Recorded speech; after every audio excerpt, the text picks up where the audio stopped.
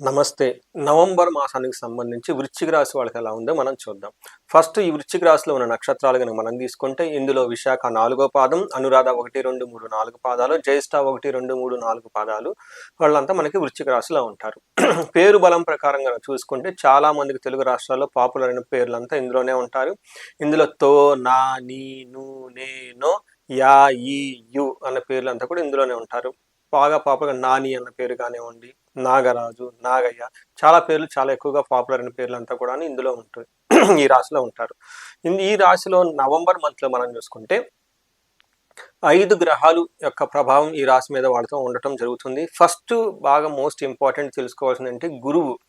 ఈ హోల్ ఇయర్‌లో వృశ్చిక రాశి వాళ్ళకి ఉద్యోగరీత్యా సరిగ్గా గ్రోత్ లేకుండా ఇబ్బంది పడుతున్నారు. కొంతమందికి అప్పటిదాకా అడ్మినిస్ట్రేషన్ డిపార్ట్మెంట్‌లో ఉన్న వాళ్ళు కాస్త ఓవరాల్ షిఫ్ట్ టు కన్‌స్ట్రక్షన్ డిపార్ట్మెంట్‌కి వెళ్ళిపోయేసి ఇదేం జాబ్ ఉందామా వద్దా అని వదిలేసుకున్నట్లు.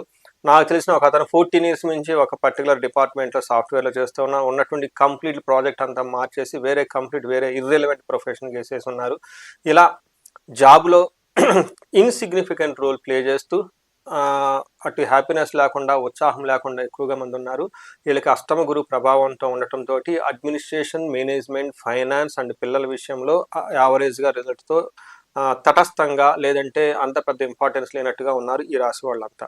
అయితే నవంబర్ మంత్ ఎలా ఉంటుందో మనం తెలుసుకుందాం. నేను లాస్ట్ మంత్ రాశి ఫలాలు కూడా చెప్పాను.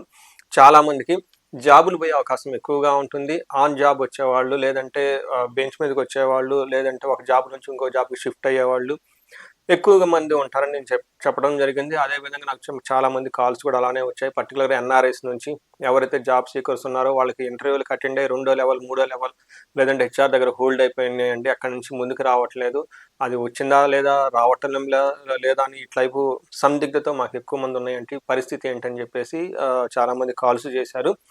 నేను ఎప్పుడూ చెప్తాను, గోచార ఫలితాలు మీకు 30-40% మాత్రమే ఎఫెక్ట్ అవుతాయి. ఇండివిజువల్ జాతకం చూసుకుంటే కనుక దాన్ని 2 కంబైన్ చేసుకోవడం చాలా ఇంపార్టెంట్. అయితే మనం ఇప్పుడు సందర్భోచితంగా నవంబర్ మంత్ గురించి మాట్లాడుకుంటున్నాం కాబట్టి ఇందులో ఫస్ట్ 20 డేస్ కార్తీక మాసంతో ఉంటుంది. మనకు తెలుసు, ఇటు విష్ణువుకి అటు శివుడికి ఇద్దరికి ప్రీతికరమైన మాసం.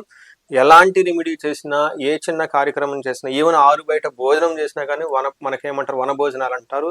అది వనదేవతను పూజిస్తున్నట్లు ఉంటుంది. లేదంటే ఏ రుద్రాభిషేకం చేయించుకున్నా కానీ, ఏ పూజ చేసినా అట్లీస్ట్ మనకి విష్ణు ఆలయాలు దర్శించి సాష్టాంగ నమస్కారం చేస్తే సమస్త దోషాలు పోతాయని చెప్పేసి కార్తీక పురాణంలో కూడా చెప్తూ ఉంటారు. ఇలా కార్తీక మాసం కనుక ఇంపార్టెన్స్లో వృశ్చిక రాశి వాళ్ళకి మన గ్రహ ఫలితాలు ఎలా ఉన్నాయో తెలుసుకొని దాని రెమెడీస్ కూడా మనం చూసుకుందాం.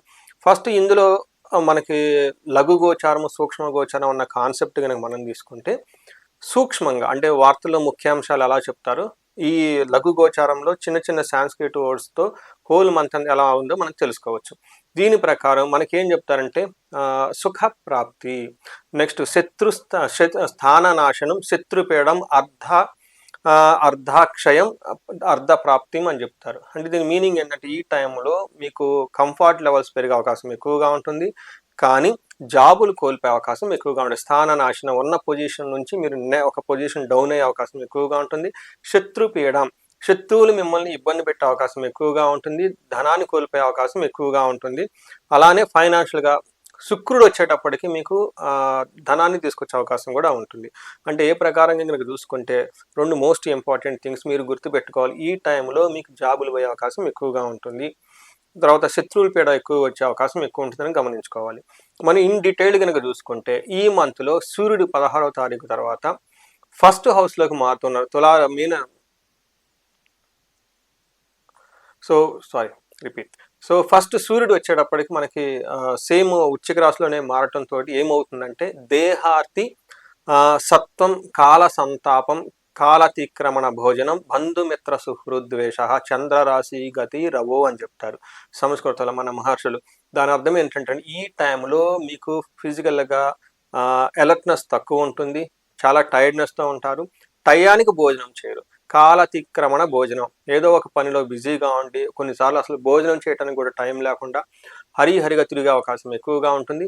బంధు మిత్ర సుహృత అంటే ఇక్కడ బంధువులతోటి, మిత్రులతోటి స్నేహితులతోటి ద్వేషం, గొడవలయ్యే అవకాశం ఎక్కువగా ఉంటుందని చెప్తూ ఉంటారు. ఈ టైంలో ట్రావెల్స్ గనక చేస్తే మీకు ప్రయాణాల్లో ఇబ్బందులు పడే అవకాశం ఎక్కువగా ఉంటుంది. వీలైనంత వరకు ప్రయాణాలు కొంచెం ప్లాన్డ్‌గా చేస్తే మంచిది. అన్నీ కన్ఫర్మేషన్ చేసుకొని లాంగ్ జర్నీ చేసేవాళ్ళు కొంచెం కేర్‌ఫుల్‌గా ఉంటే చాలా చాలా మంచిది. వీలైనంత తక్కువగా లగేజ్ ఇలాంటి వాటిని తగ్గించుకొని ఎక్కువగా కంఫర్టబుల్‌గా ఫీల్ అయ్యే విధంగా మీరు ట్రావెల్ చేస్తే చాలా బావుంటుంది. కుజుడు అగైన్ ఫస్ట్ హౌస్‌లో ఉండటంతోటి ఇది అంత మంచి పొజిషన్ కాదు అని చెప్తారు మన మహర్షులు. మనకి ఏం చెప్తారంటే సంస్కృతంలో ఫస్ట్ హౌస్‌లో కుజుడు ఉంటే జ్వరం, ఖడ్గావరణం, భార్య బంధు విరోధ కృత్, చంద్ర రాశి గతే రాశిగతే తేమే యక్ష రాక్షస పీడనం అని చెప్తారు. అంటే ఈ టైంలో జ్వరం వచ్చే అవకాశం ఎక్కువగా ఉంటుంది. మీ శరీరం ఎక్కడన్నా గాయాలు తగిలే అవకాశం ఎక్కువగా ఉంటుంది. మీ బ్లడ్‌ని మీరే కళ్ళ చూసుకునే అవకాశం ఎక్కువగా ఉంటుంది.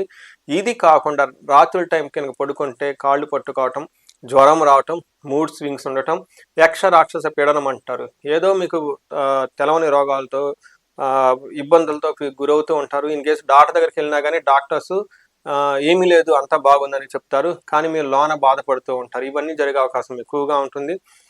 విపరీతమైన శత్రువుల బాధ ఉంటుంది. మీకు గాయాలయ్యే అవకాశం ఎక్కువగా ఉంటుంది. ఇది మీకు సూర్యుడి వల్ల అలానే కుజుడి వల్ల కూడా ఇదే పరిస్థితి జరిగే అవకాశం ఉంటుంది. లాస్ట్లీ శుక్రుడు మీకు 12వ స్థానం ఉండటంతో ఇది కూడా అంత మంచి పొజిషన్ కాదు అని చెప్తారు. ఈ టైంలో వీళ్ళకి శస్త్రపీడ, చోర భయం, మహద్భయం, కృషి రవ్యాధి సర్వ విఘ్నం శాత్ ద్వాదశికే ద్వాదశ స్థానికే భృగో అని మనకు సంస్కృతంలో చెప్తారు. దీని మీనింగ్ ఏంటంటే ఈ టైంలో 12వ స్థానంలో శుక్రుడు ఉన్నట్టయితే దొంగల భయం ఉంటుంది, కష్టాల భయం ఉంటుంది. వ్యవసాయం కానీ లేదంటే బిజినెస్ చేసిన డే టు డే యాక్టివిటీస్లో అనవసరమైన విఘ్నాలు కలిగే అవకాశం ఎక్కువగా ఉంటుంది. మీకు కనపడని రోగాలు కూడా వచ్చే అవకాశం ఎక్కువగా ఉంటుంది. సో చూసారు కదా, మనకి ఇప్పటిదాకా ఉన్న ఏ గ్రహం, ఒక గురువు మాత్రం కొంచెం పాజిటివ్గా ఉన్నారు కానీ మిగతా గ్రహాలు మేజర్ గ్రహాలన్నీ మీకు ఇబ్బంది పెట్టే విధంగా ఉన్నాయి. కాబట్టి వృశ్చిక రాశి వాళ్ళు ఈ నవంబర్ మంత్లో చాలా కేర్ఫుల్గా ఉండటం ఎంతైనా అవసరం. అంతేకాకుండా ఈ టైంలో మీరు ఆధ్యాత్మికంగా ఉండటం చాలా చాలా ఇంపార్టెంట్. మనకి నక్షత్రం ప్రకారం చూసుకుంటే ఈ రాశిలో 3 నక్షత్రాలు ఉంటాయి: విశాఖ, అనురాధ, జ్యేష్ఠ. ఇందులో విశాఖ నక్షత్రం వాళ్ళకి చూస్తే కొన్ని విషయాల్లో పాజిటివ్గా, కొన్ని విషయాల్లో నెగిటివ్గా కూడా ఉన్నాయి. ఫస్ట్ పాజిటివ్ కనుక చూసుకుంటే వీళ్ళకి ఐశ్వర్యం, ధన ప్రవాహం బాగుంటుంది. టయానికి భోజనం చేస్తూ పార్టీలు, ఫంక్షన్లు అటెండ్ అవుతారు. కానీ సంపదలు కూడా వచ్చే అవకాశం ఉంటుంది. బట్ నెగటివ్ సైడ్లో చూసుకుంటే వీళ్ళకి కలహము, మరణము, నాశనము, మృత్యు భయము, నాశనము చూపిస్తూ ఉంటుంది. అంటే మీకు ఎక్కువగా కనుక చూసుకుంటే ఈ రాశిలో వాళ్ళు ఏదైనా కనుక జాబులకు అప్లై చేసినా జాబులు రాకపోవటం, లేదంటే ఏదైనా బిజినెస్ స్టార్ట్ చేసినా కలిసి రాకపోవటం, భార్యాభర్తల మధ్య గొడవలు రావటం, ఇలాంటివన్నీ జరిగే అవకాశం ఎక్కువగా ఉంటుంది. అది జరగకపోవటంతో మీకు ఏమవుతుందంటే భయం కలిపే సిచ్యువేషన్స్ వస్తుంటుంది. తద్వారా మృత్యు భయం, అంటే భవిష్యత్తులో అసలు ఫ్యూచర్ ఎలా ఉంటుంది అన్న సందిగ్ధకు గురయ్యే వాళ్ళు చాలా చాలా మంది ఉంటారు. లాస్ట్ మంత్ కూడా ఇదే ఆల్మోస్ట్ సిచ్యువేషన్ ఉంది ఈ రాసే వాళ్ళకి. నాకు చాలా కాల్స్ కూడా వచ్చాయి. చాలామంది ఎన్ఆర్ఎస్ కూడా కాల్ చేశారు. అసలు ఈ టైంలో ఇలా ట్రంప్ రోజు రోజుకి రకరకాలు అనౌన్స్మెంట్లు చేస్తుంది. ఈ టైంలో అసలు మేము ఇండియాలో ఉంటే బెటరా, లేదంటే యుఎస్లో ఉంటే బెటరా, జాబ్ ఇలా 50-50గా ఉంటుంది, చాలా రిస్కీగా ఉంటుంది, ఏంటి ఫ్యూచర్ ఏంటి, పిల్లల గురించి అలా ఇలా చాలా క్వశ్చన్లతో నాకు చాలామంది కన్సల్ట్ అయ్యారు. సో ఈ రాశి వాళ్ళకి తర్వాత అనురాధ నక్షత్రం వాళ్ళని చూసుకుంటే వీళ్ళకి కూడా ఆల్మోస్ట్ సిమిలర్గా ఉండే అవకాశం ఉంటుంది. వీళ్ళకి సౌఖ్యంగా ఉంటారు, సంపదలు ఉంటారు.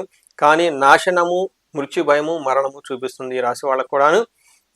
ఇక్కడ మరణము అంటే మన తెలుగు సినిమాలో చూపించేది కాదండి. ఇక్కడ మరణం అంటే ఆగిపోవటం అనే భయం ఒక మీనింగ్. మృత్యు భయం అంటే అసలు ఫ్యూచర్కి ఎలా ఉంటుంది లేదా అని, ఫ్యూచర్ మీద హోప్స్ ఉంటాయా లేదా అన్న దాని యొక్క మీనింగ్ తెలుసుకోవాలి. అలానే జ్యేష్ఠ నక్షత్రం వాళ్ళకి క్షేమంగా ఉంటారు, సౌఖ్యంగా ఉంటారు, విదేశాగమనము, లాభం, వీళ్ళకి కొంచెం పాజిటివ్గా ఎక్కువగా ఉంది. అగైన్ వీళ్ళకి నెగిటివ్ సైడ్లో కనుక చూసుకుంటే నాశనము, మరణము, మృత్యుభయం ఎక్కువ చూపిస్తూ ఉంటుంది. సో ఈ రాశి వాళ్ళకి కొంచెం నక్షత్రం ప్రకారం చూసుకున్నా లేదంటే గ్రహాల ప్రకారం చూసుకున్నా అంత అనుకూలంగా లేదు.